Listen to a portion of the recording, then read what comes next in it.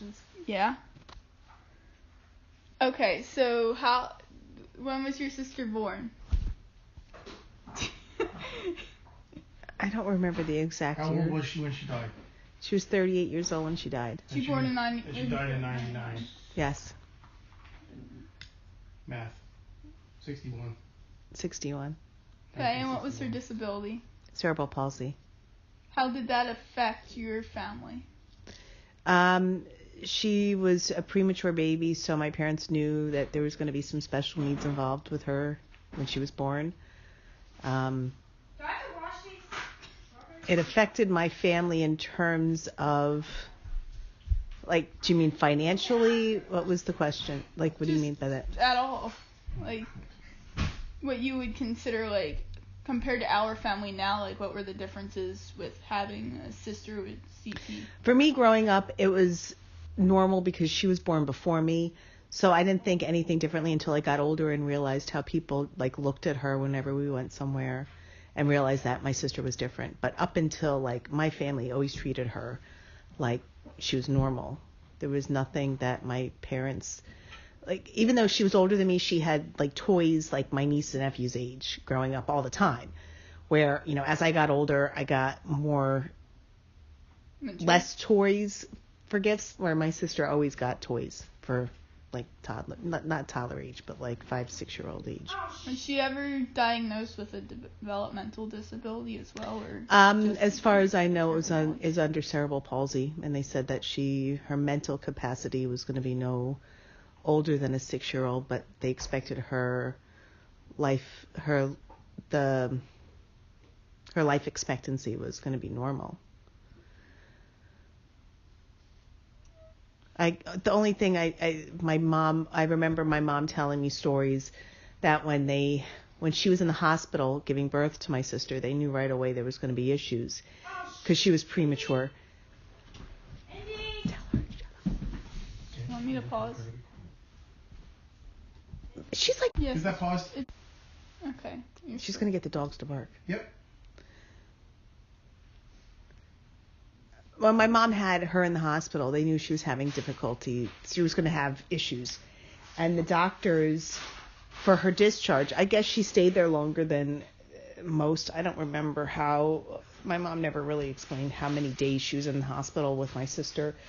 But the doctors at the time had said to my mom, you know, this is going to be a child that has special needs. Instead of taking her home, we could put her in a hospital, and back then it was an institution, which were horrible. And just go home, you know, raise your other children, go home, make more children, and she'll be just like the state of the ward, and you just don't have to worry about her again. And my parents like, no, we would never do that to her. So they just took her home, and they basically tried to mainstream her with the rest of the kids because she was number 4. So they had a girl and 2 boys, and then my sister came along. And, you know, doctors said don't expect much from her. She's never going to walk. She's never going to talk. But seeing my brothers and sisters and them working with her, she was able to do all of those things. I know you were, for a while, like, her legal guardian. Did you ever, like, take care of her, like, a lot? Were you ever, like, a main caregiver to her? My parents would go away on vacation, and I would stay with her. So I would take care of her. And what kind of things? It's like taking care of a toddler. I'd have to make her food, like cut up for her to make sure it wasn't big, that she couldn't choke on it. She could dress herself. My mom would take her, bathroom her, but my mom babied her a lot, but she could do all that stuff on her own. One story that my brother always tells about my sister was that I guess I had a doll carriage as a kid with my dolls, and it was like one of those old-fashioned, like, big long ones, not like the strollers that they have now. It's like the 4 wheels, the long one with the big handle. And my sister would just take it and go for a walk without telling anybody. Like around the block? Uh-huh. And Frank, she would do this when my parents, like, would go away, because they used to do casino trips for the weekend or day trips to New York. And she'd only do this when Frank and Lucy were watching us. And they'd have to get in the car and like look all over for her. And then you'd see Rose pushing her little stroller, a big stroller, on these dirt roads, just going for a walk, suppose. But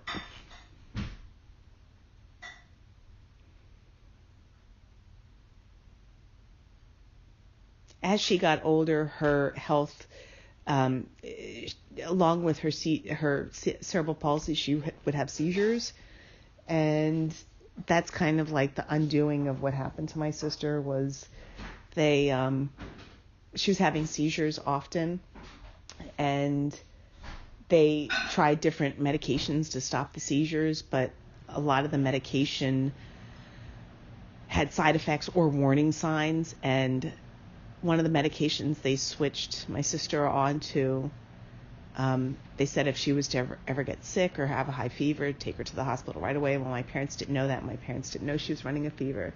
And at that point, that's what, she ended up getting a fever and pneumonia and went downhill quick from that. Do you think she would have been better off without taking the medication for the seizures, or it was just kind of one of those things? Well, my mom, her primary caregiver, was not one to question a doctor. So she would go to the doctor and say, well, my daughter's having this issue. And the doctor said, well, here, take this medication and go home. And my mom never questioned it. And towards the end, she was on 3 or 4 different medications.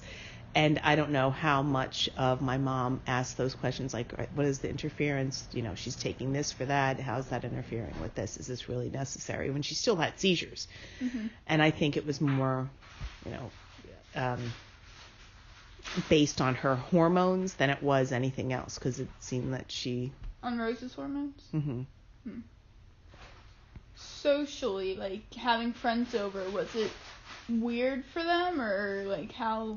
It was weird for me. I didn't like my friends coming over, because what I remember is whenever we went somewhere, Rose would always say hi to everybody. So it's kind of like, as a kid, you don't want to be seen, especially when you have somebody who has issues like that. But as soon as we go, she'd be like, hi to everybody. Right. And I used to hate going to church with her because she would sing so loud and she didn't know any of the words. So it'd be horrible. And she would, like, the song would be over and she's singing hallelujah. But that's, I grew up and accepted it. That's how it was. Was it like, how old were you, do you think, when, like, you realized that your sister wasn't, like, normal? I would say probably 10 or 11. Okay, so you were, like, it wasn't right as soon as you got to school. It was more like 4th, 5th grade kind of time. Yeah, I think that's when you start being aware of, like, your peers and trying to be accepted by them. It was off-putting because, I don't know, but she didn't always have... She wouldn't always... the later on, I would think maybe like when she was 20, she was 25. She was in a wheelchair. It was just easier for my parents. But a lot of times she would just walk, and her legs weren't straight. They had a really abrupt bend to them. So when she walked, it wasn't bow. It was bent. Like her legs went straight out like that. She'd walk like this. Oh, almost like she's half squatting. Right. Okay. And I don't remember if she had a stroller. I don't think she had a walker. I think she just always held my parents' hand. And kids like do the look, but like back away as they're looking at you, thinking that whatever she has is contagious or, different. Did you think differently of your sister after you realized that she isn't like most of like other people? She's not normal? Yeah. No, I always felt like, why me? Why did I have to have a sister with disabilities like that? It was so obvious. Because it always seemed to be a struggle, because even though I was the youngest out of 7, I was never alone. Rose was always there. I never did anything with my mom without Rose being there. And as a little girl, sometimes you just want your parents to yourself, and it just never happened.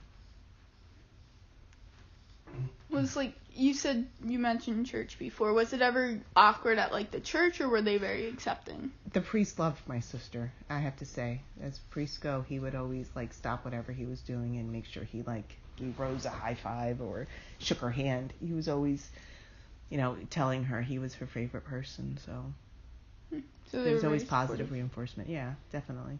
Now at the church or anywhere else, did she know anyone else with cerebral palsy or any serious disability like that? My mom started I don't know what she called it, like an arts and crafts for disability kids through the church. And all I remember, we'd have to go every Saturday morning, and there was one girl with Down syndrome, and all she liked to do was pinch my cheeks. I couldn't stand this girl. And I would think she'd want to be my friend, and then she'd get close enough and then just grab my cheek and pinch it. And no one ever said, don't do that. So I was like terrified of this girl because she would like pinch my cheeks. But my mom tried to start something, and so, my sister was around that. But, like, in terms of social, like, it wasn't like they hung out. My mom tried to, get my sister with other kids with disabilities. But a lot of they really tried to mainstream her. Just treat her like normal. Mm-hmm. Going out, like, say you were trying to go to dinner at a restaurant, would that be easy for you guys, since a lot of like the laws now in place for equal opportunity with people with disability weren't necessarily there? Like the ugly laws might have still been around. You know what? I don't remember that ever being an issue. Then again, I wasn't really paying attention. I mean, whenever we got somewhere, we got stares, but I don't remember ever, like, my father wouldn't have stood for us being put next to the restrooms. He wouldn't have allowed that. Okay, so that was like the only thing. Yeah. You just wanted to be near the restroom. No, like that's where you put the bad tables, Oh. like people that you don't want. You put them by the kitchen or the restrooms, and like my father wouldn't have stood for something like that. Okay. He was very picky about how he ate and where he went. So if that was like, is that what you mean by ugly laws? No, they used to have laws that would basically be allowed to kick someone out if their disability. No, they could like, tell she was disabled, and she wasn't like, like Tourette's where she was like flailing or anything like that. So did she have any schooling at all, or?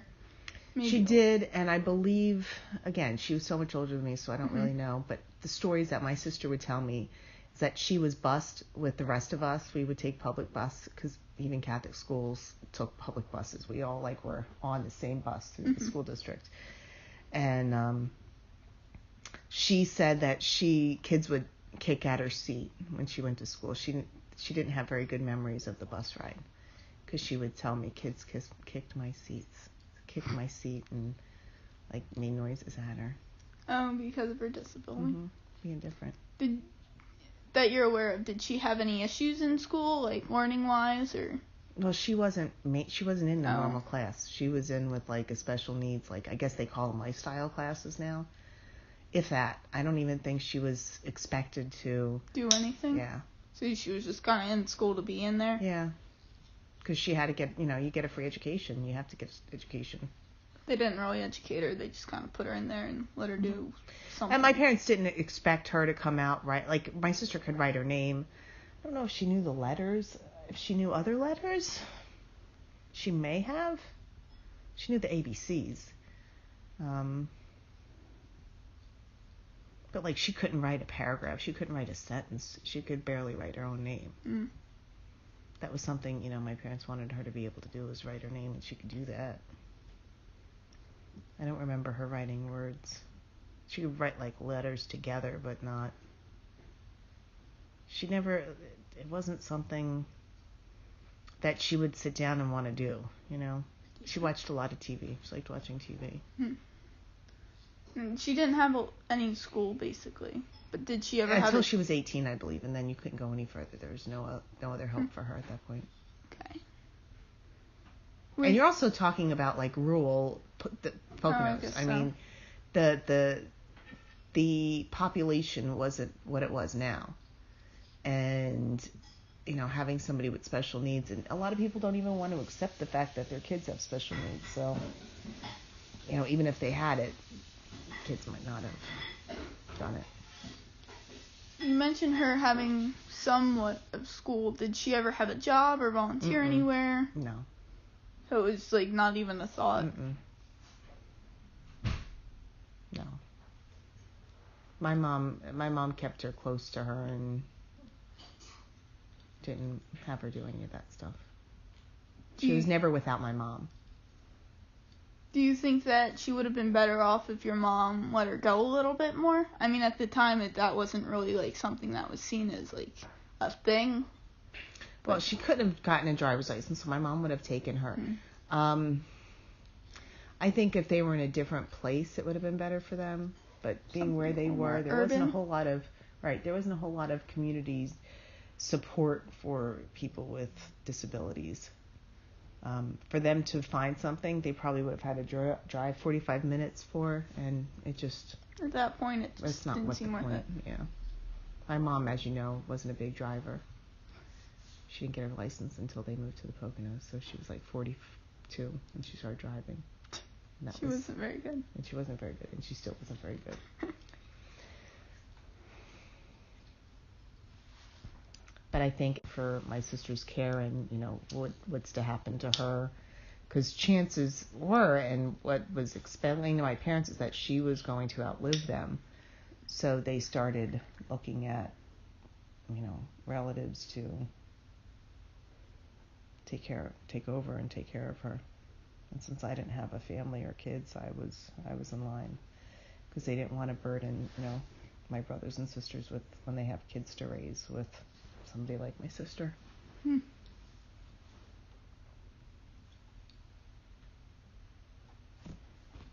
If you are. I'm done. I think that's good. Okay.